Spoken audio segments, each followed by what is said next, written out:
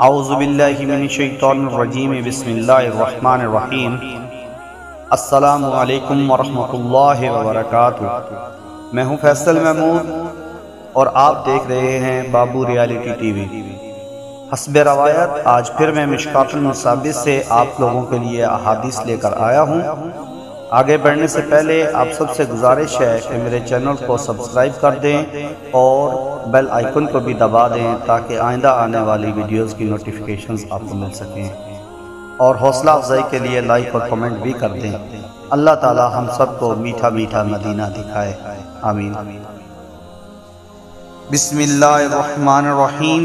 مشکات المصابیح جلد 2، حدیث نمبر 2921، حوالہ ترمذی و ابن ماجہ، باب افلاس اور مہلت دینے کا بیان۔ حضرت ثوبان رضی اللہ تعالی عنہ بیان کرتے ہیں، رسول اللہ صلی اللہ علیہ وآلہ وسلم نے فرمایا، جو شخص اس حال میں فوت ہو کہ وہ قبر و خیانت اور قرض سے بری ہو تو وہ جنت میں داخل ہوگا۔ بسم اللہ الرحمن الرحیم۔ مشکات المصابیح جلد 2، حدیث نمبر 4409، حوالہ مسلم شریف، باب جوتوں کا بیان۔